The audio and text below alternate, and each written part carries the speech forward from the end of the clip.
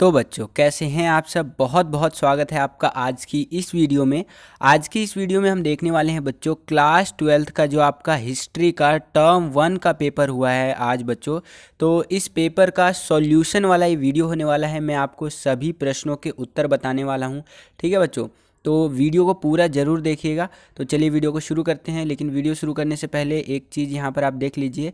ये जो हमारा पेपर का सीरीज़ होने वाला है वो SSJ/3 होने वाला है। सेट 4 है हमारा, और प्रश्न पत्र का कोड आप यहाँ पर देख सकते हैं। ठीक है बच्चों, यहाँ पर कुछ जनरल इंस्ट्रक्शंस लिख रखी हैं, तो अगर आप देखना चाहें तो देख सकते हैं। और यहाँ पर कई बच्चे पूछते हैं कि सर अधिकतम अंक कितना होता है, तो 40 नंबर का आपका पेपर है। ठीक है, यहाँ पर आप देख सकते हैं। और निर्धारित समय जो दिया जाता है वो 1.5 घंटे यानी 90 मिनट का दिया जाता है। सामान्य निर्देश यहाँ पर आप देख सकते हैं कि 60 क्वेश्चन में से 50 को हल करना है। 3 सेक्शंस में डिवाइडेड है, और उसी तरह से और जो भी सामान्य निर्देश है यहाँ पर वीडियो को पॉज करके देख सकते हैं। बढ़ चलते हैं हम लोग सेक्शन ए यानी कि खंड क की तरफ, जिसमें बोला है इसमें से कोई भी 20 प्रश्न हल करने हैं इस खंड के अंदर, इस सेक्शन के अंदर। तो जो पहला क्वेश्चन है हमारा कि निम्नलिखित में से हड़प्पा सभ्यता की किस पुरावस्तु का उपयोग मुख्यतः लंबी दूरी संचार व्यवस्था में किया जाता था। ठीक है, लंबी दूरी की संचार व्यवस्था के लिए किसे उपयोग किया जाता था बच्चों, तो पहले का ऑप्शन नंबर तीसरा सी हमारा बिल्कुल करेक्ट हो जाएगा, मुहरे। ठीक है, उसी प्रकार से अगले प्रश्न की ओर चले तो अगला प्रश्न, दूसरा प्रश्न क्या कह रहा है कि निम्नलिखित में से कौन सा विकसित हड़प्पा पूरा स्थल आज के भारत में गुजरात जो है वहाँ पर स्थित है, तो इसका सही उत्तर है बच्चों धौलावीरा। ठीक है, ऑप्शन नंबर बी दूसरे का बिल्कुल करेक्ट हो जाएगा। तीसरे प्रश्न की ओर चलते हैं बच्चों। तीसरा प्रश्न देखिए क्या कह रहा है कि निम्नलिखित में से कौन सा हड़प्पाई संस्कृति का शिल्प उत्पादन का केंद्र था यहाँ पर, तो तीसरे प्रश्न का ऑप्शन नंबर सी हमारा बिल्कुल करेक्ट हो जाएगा, चाहुंडड़ो। ठीक है, आगे चलते हैं चौथे प्रश्न की ओर। तो चौथा प्रश्न देखिए बच्चों क्या पूछ रहा है कि निम्नलिखित बौद्ध के स्तूपों में से किसका संरक्षण कराने के लिए जो भोपाल था वहाँ के शासकों ने धन उपलब्ध कराया था, तो चौथे का ऑप्शन नंबर डी हमारा हो जाएगा सही उत्तर, सांची का स्तूप।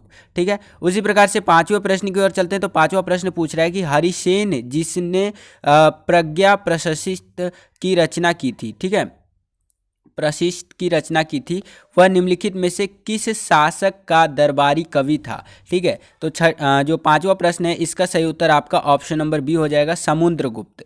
ठीक है, आगे चलते हैं छठे प्रश्न की ओर। तो छठा प्रश्न क्या पूछ रहा है बच्चों कि बुद्ध की उपमाता, ठीक है, संघ में आने वाली पहली भिक्षुणी बनी, निम्नलिखित में से उसका नाम जो है, उनके नाम की पहचान कीजिए। ठीक है, तो छठे का ऑप्शन नंबर सी हमारा बिल्कुल करेक्ट हो जाएगा, महाप्रजापति गौतमी। ठीक है, आगे चलते हैं अगले प्रश्न यानी सातवें प्रश्न की ओर। तो ये क्या बोल रहा है कि महानवमी डिब्बा विस्तृत अनुष्ठानों का केंद्र था। यहाँ निम्नलिखित अनुष्ठानों में से कौन सा मनाया जाता था, तो 4 बेसिकली अनुष्ठान दे रखे हैं, तो कौन सा महानवमी डिब्बा में मनाया जाता था तो वो बताना है। तो सातवें का ऑप्शन नंबर सी हमारा बिल्कुल करेक्ट हो जाएगा, नवरात्रि का अनुष्ठान। ठीक है, आगे चलते हैं आठवें प्रश्न की ओर। तो आठवां प्रश्न क्या बोल रहा है कि निम्नलिखित शासकों में से कौन सा तुलुभ राजवंश का था। ठीक है, तो मैंने आपको कई बार बता रखा है, आठवें का ऑप्शन नंबर हमारा डी बिल्कुल करेक्ट हो जाएगा, कृष्णदेव राय जी। ठीक है, आगे चलते हैं नौवें प्रश्न की ओर। तो नौवां प्रश्न क्या बोल रहा है, निम्नलिखित घटनाओं में से किसने बुद्ध की बाहरी दुनिया की पहली यात्रा को पीड़ादायक बनाया था। तो यहाँ पर नौवे का ऑप्शन नंबर सी आप बिल्कुल सही लिख सकते थे, उसने एक बीमार व्यक्ति को और एक लाश को देखा था। ठीक है, तो ये पीड़ादायक बनाया था उनकी बाहरी यात्रा को, पहली बाहरी यात्रा। नौवे का ऑप्शन नंबर सी हो जाएगा। आगे चलते हैं 10वें प्रश्न की ओर। तो 10वां प्रश्न बोल रहा है कि निम्नलिखित में से किस गुरु ने सिख समुदाय, जो सिख कम्युनिटी है, को सामाजिक, आर्थिक और सैन्य बल के रूप में संगठित किया था। तो 10वें का ऑप्शन नंबर सी लिख सकते हैं आप, गुरु गोविंद सिंह साहिब ने। ठीक है, तो ऑप्शन नंबर सी 10वें का हमारा बिल्कुल करेक्ट हो जाएगा। 11वें प्रश्न को देखते हैं बच्चों कि निम्नलिखित में से वह कौन सा क्षेत्र है जिसमें हड़प्पाई लिपि को रहस्यमयी बनाया है। ठीक है, तो मतलब वो कौन सी चीज़ है, एक तरह से जो वो बताना है कि जिसने हड़प्पाई जो लिपि है उसको रहस्यमयी बनाया है। तो इस 11वें का ऑप्शन नंबर हमारा डी बिल्कुल करेक्ट हो जाएगा, यह लिपि आज तक पढ़ी नहीं जा सकी है, इसीलिए यह एक रहस्यमयी लिपि कहलाती है। उसी प्रकार से 12वें प्रश्न की ओर चले। तो 12वां प्रश्न बोल रहा है कि निम्नलिखित गुप्त शासकों में से कौन सा सर्वाधिक बलशाली और लोकप्रिय शासक था, पावरफुल एंड पॉपुलर जो हमारा यहाँ पर रूलर था वो कौन था, तो 12वें का ऑप्शन नंबर बी लिख सकते थे आप, समुद्रगुप्त समुद्रगुप्त जी। उसी प्रकार से 13वें प्रश्न की ओर चलते हैं। तो 13वां प्रश्न क्या बोल रहा है बच्चों कि नीचे दिए गए विकल्पों में से जो रिक्त स्थान है उसकी पूर्ति करनी है। तो 13वें प्रश्न में ऑप्शन नंबर बी आप लिख सकते हैं। यहाँ पर ये वाला यहाँ पर ले आ देंगे तो ये आपका रिक्त स्थान का पूर्ति हो जाएगा। ठीक है, तो 13वें का ऑप्शन नंबर हमारा बी हो जाएगा।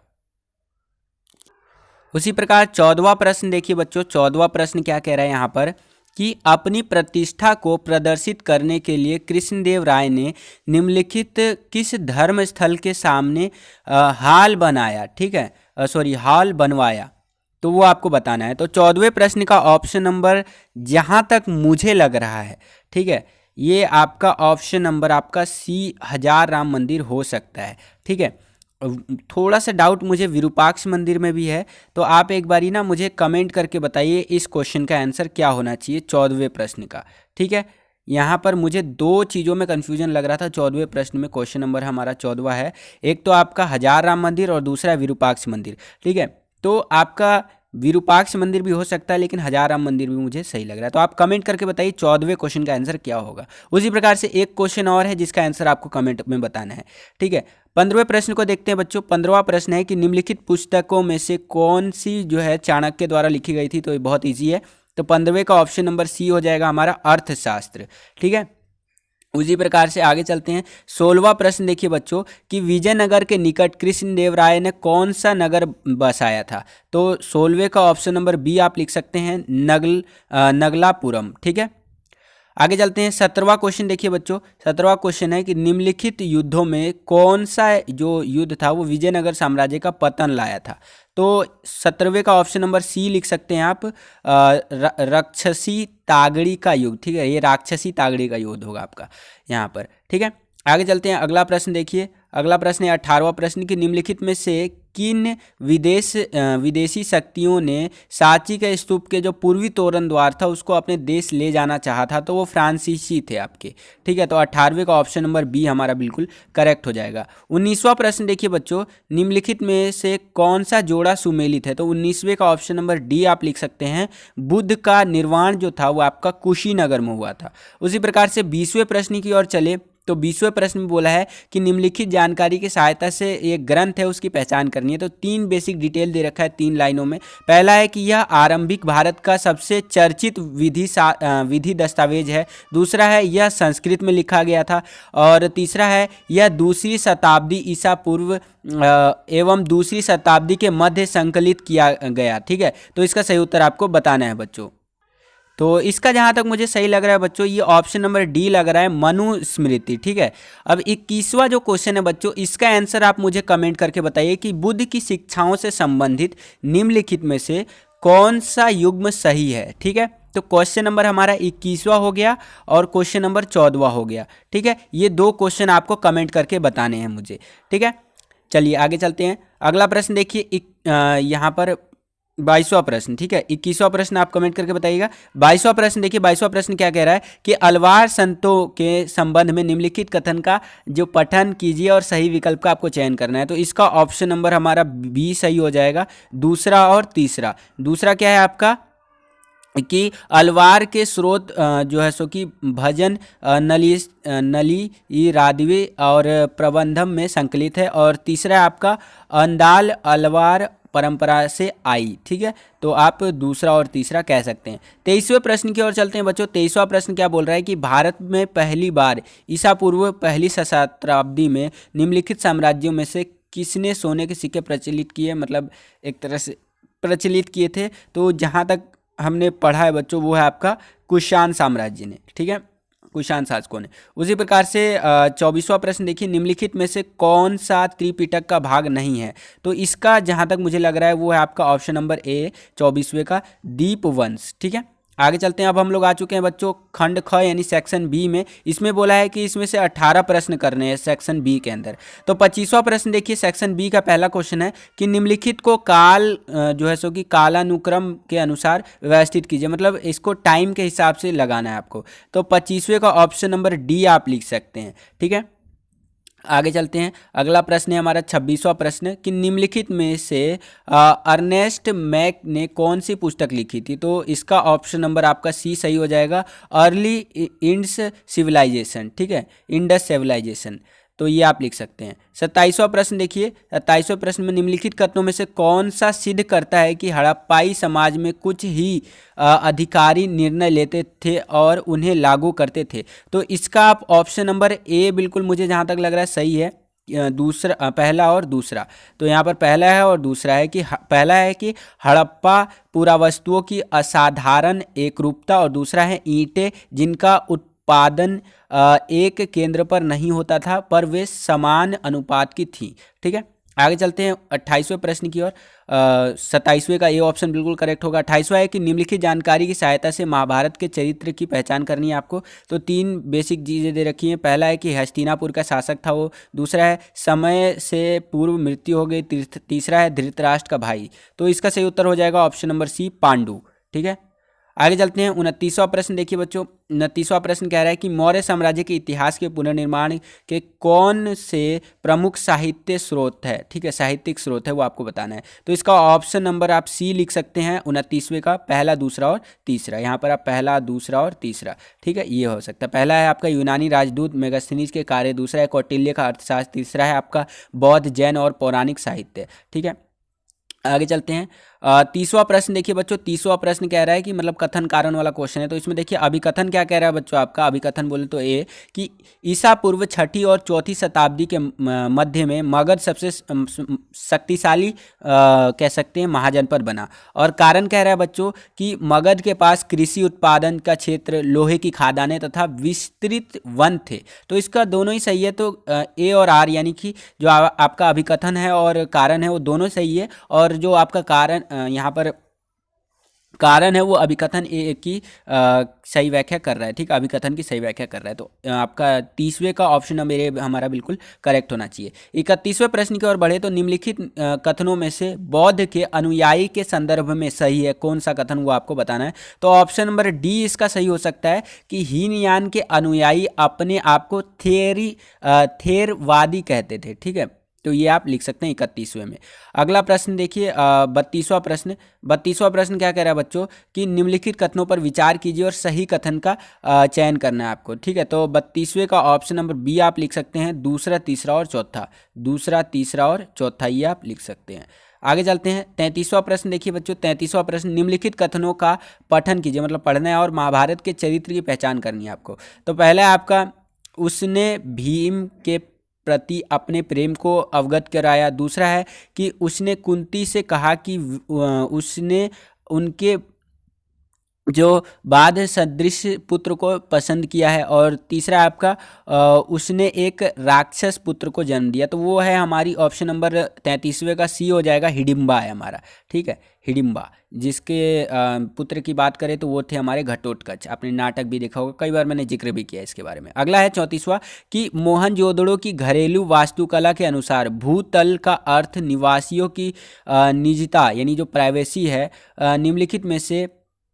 निम्नलिखित जो है उसमें से उसकी कथन की पहचान कीजिए जो इसे सिद्ध करता है। ठीक है, मतलब जो मोहनजोदाड़ो जो था आपका, उसकी घरेलू जो वास्तुकला थी उसके अनुसार जो भूतल का अर्थ है निवासियों की निजता, जो भूतल जो था आपका उसमें निवासियों की जो निजता थी यानी कि प्राइवेसी था, उससे संबंधित कथन बताना है। तो वही खिड़की वाला आएगा। तो ऑप्शन नंबर सी हमारा बिल्कुल करेक्ट हो जाएगा। तीसरा और चौथा, तीसरा क्या है और चौथा क्या है यहाँ पर देख लीजिए। तीसरा है आपका कि घर के मुख्य द्वार से आंतरिक भाग का सीधा अवलोकन नहीं होता था। और चौथा है आपका कि बहुत से घरों में ऐसे कुएं मतलब ऐसे कुएं थे जो कक्ष में बनाए गए थे जिससे बाहर से आया जा सकता था। ठीक है, जिसमें बाहर से क्या हो सकता था, आया जा सकता था। तो ये आप लिख सकते हैं। आगे चलते हैं बच्चों, अगला प्रश्न देखते हैं।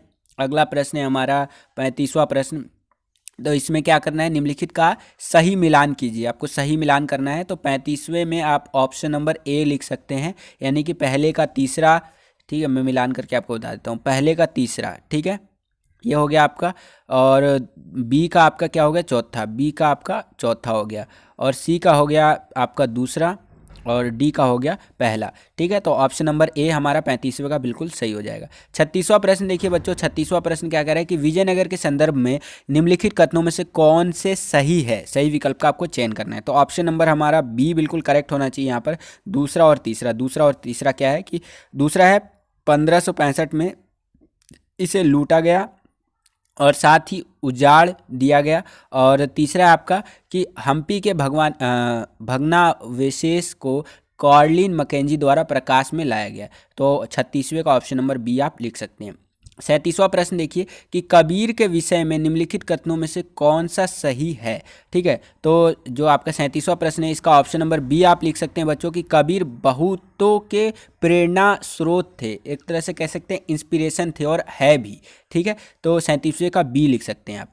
आगे चलते हैं 38वें प्रश्न की ओर। तो 38वें प्रश्न में निम्नलिखित में से सही जोड़े का ज्ञात करना है आपको, मतलब एक सही मैच आपको बताना है इसमें। तो ऑप्शन नंबर बी आप लिख सकते हैं, जो दुआते बरबोसा थे, यानी कि ये विजयनगर में जो विदेशी यात्री आए थे वो कहाँ से आए थे, उन्हीं का मैच करना है। तो जो दुआते बरबोसा थे वो पुर्तगाल से आए थे। ठीक है, अगर आप गूगल पे करेंगे तो पुर्तगीज दिखाएगा यहाँ पर। ठीक है, लेकिन यहाँ पर ऑप्शन नंबर बी हमारा करेक्ट होगा, पुर्तगाल, दुआते बरबोसा।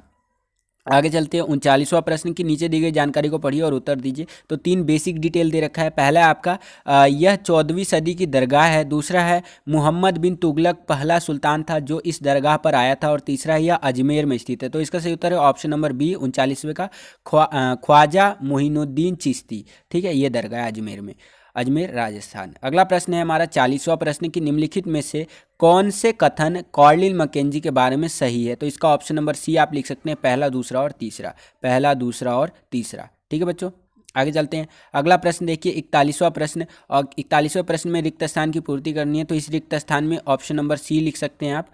41वें का ऑप्शन नंबर सी है, पूरा वनस्पतिज्ञ। ठीक है, ये वाला जो है ऑप्शन आप यहाँ पर लिख देंगे तो आपका खाली स्थान का पूर्ति हो जाएगा। तो 41वें का सी ऑप्शन हमारा बिल्कुल करेक्ट होगा।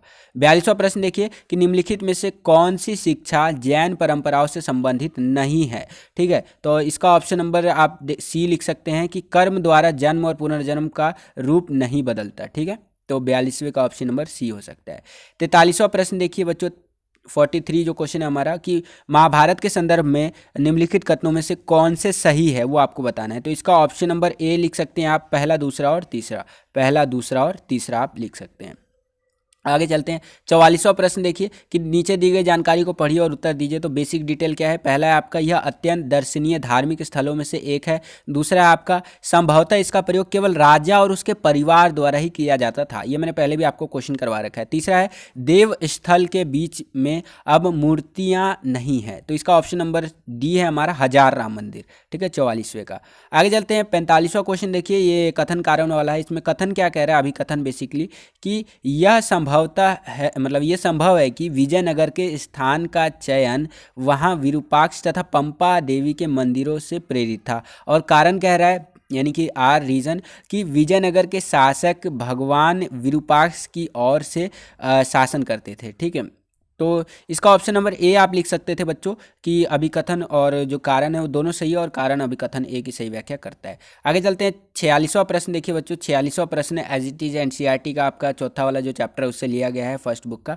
तो नीचे ये जो मूर्ति दी गई है बुद्ध की है और ये छवि किस काल की कला का प्रमाण है। तो ये है आपका 46वें का ऑप्शन नंबर आप बी लिख सकते हैं, मथुरा काल। ठीक है, यहाँ पर आप ये वाला मूर्ति देख भी सकते हैं। आगे चलते हैं बच्चों, अगला प्रश्न। अगला प्रश्न अब हम आ चुके हैं बच्चों खंड ग के अंदर। ठीक है बच्चों, खंड ग मतलब सेक्शन सी। अब इसमें केस आधारित क्वेश्चन है। इसमें कुल 12 प्रश्न हैं जिसमें से आपको 10 क्वेश्चन करने हैं। तो आप ये द्रौपदी के बारे में, द्रौपदी का विवाह के बारे में अगर आप इनको पढ़ना चाहते हैं तो आप अपना क्वेश्चन पेपर उठाइए, उसमें से पढ़ लीजिए। मैं डायरेक्ट आंसर आपको बता देता हूँ। 47वां प्रश्न है यहाँ पर, क्या पूछ रहा है बच्चों, ध्यान से देखिए। 47वां प्रश्न पूछ रहा है कि पांचाल नरेश ने प्रतियोगिता का आयोजन क्यों किया था। तो वो आपको बताना है बच्चों। तो इसका सही उत्तर आप ऑप्शन नंबर सी लिख सकते हैं 47वां का, कि अपनी पुत्री का विवाह करने के लिए। ठीक है, पांचाल नरेश ने प्रतियोगिता का आयोजन करवाया था। उसी प्रकार से 48वां प्रश्न की महाभारत काल में द्रौपदी के विवाह का स्वरूप क्या था। तो 48वें का ऑप्शन नंबर ए हमारा बिल्कुल करेक्ट होगा, बहुपतित्व। ठीक है, बहुपत्नी में एक से ज़्यादा पत्नी और बहुपतित्व में आपका पति जो है बहुत ज़्यादा थे उनके। ठीक है, पांडवों की बात हो जाएगी यहाँ पर। खैर, अगला प्रश्न है हमारा 49वां प्रश्न कि कुंती ने अपने शब्द वापस क्यों लिए थे। तो 49वें का ऑप्शन नंबर ए लिख सकते हैं आप कि कुंती जो थी वो आदेश दे चुकी थी जिसका उल्लंघन नहीं किया जा सकता था, इसीलिए उसने अपने शब्दों को वापस ले लिया। आगे चलते 50वें प्रश्न की ओर। तो 50वां प्रश्न कह रहा है कि यह कहानी पांडवों के भाईचारे को कैसे मजबूत करती है। तो 50वें का ऑप्शन नंबर ए लिख सकते हैं आप कि पांडव ने हर बात पर बंधुता दिखाई। ठीक है, आगे चलते हैं 51वें प्रश्न की ओर। 51वां प्रश्न क्या कह रहा है बच्चों कि महाभारत के इस स्रोत से ऋषि व्यास की भूमिका का विश्लेषण कीजिए। तो 51वें प्रश्न का ऑप्शन नंबर डी लिख सकते हैं आप कि व्यास ने द्रौपदी को उसके विवाह के लिए प्रेरित किया था। ठीक है बच्चों, आगे चलते हैं 52वें प्रश्न की ओर। तो 52वां प्रश्न क्या कह रहा है कि व्यास ने द्रौपदी के साथ 5 भाइयों के विवाह को किस प्रकार उचित ठहराया था। तो 52वें का ऑप्शन नंबर ए लिख सकते हैं आप, व्यास ने द्रौपदी को उसके पुनर्जन्म के बारे में बताया था। ठीक है, आगे चलते हैं। अब अगला है हमारा शंकर देव जी के बारे में। यहाँ बेसिकली एक पैराग्राफ है, तो इसमें भी आपको पढ़ के उत्तर देना है। तो अगर आप वीडियो को पॉज करके पैराग्राफ पढ़ना चाहते हैं तो पढ़ सकते हैं, मैं डायरेक्ट आंसर आपको बताते चलता हूँ। 53वां प्रश्न है कि निम्नलिखित में से कौन शंकर देव का समकालीन था। ठीक है, तो यहाँ पर ए ऑप्शन आप लिख सकते हैं कबीर जी। उसी प्रकार से 54वां प्रश्न है आपका कि हम शंकर देव को सर्वोच्च संत विद्वान क्यों मानते हैं। तो इसका ऑप्शन नंबर सी आप लिख सकते हैं, उन्होंने आध्यात्मिक ज्ञान को प्रेषित किया है। ठीक है, आगे चलते हैं 55वें प्रश्न की ओर। तो ये क्या कह रहा है, निम्नलिखित में से कौन से पंथ का शंकर देव ने पालन किया। तो इसका ऑप्शन नंबर आप 55वें का डी लिख सकते हैं, वैष्णववाद। 56वें प्रश्न को देखते हैं बच्चों। 56वां प्रश्न है कि शंकर देव का व्यक्तित्व कैसा था। तो उनका व्यक्तित्व जो था वो धार्मिक था। ठीक है बच्चों, आगे चलते हैं, अगला प्रश्न देखते हैं 57वां प्रश्न। ये क्या है कि निम्नलिखित में से शंकर देव का प्रमुख कार्य कौन सा है। ठीक है, तो 57वें का ऑप्शन नंबर आप सी लिख सकते हैं, शैव दर्शन। ठीक है बच्चों, आगे चलते हैं 58वां प्रश्न देखिए कि शंकर देव ने भगवत पुराण पर जोर क्यों दिया था। तो 58वें का आपका ऑप्शन नंबर ए बिल्कुल हमारा करेक्ट हो जाएगा कि भगवत की भक्ति में आत्मसमर्पण के लिए।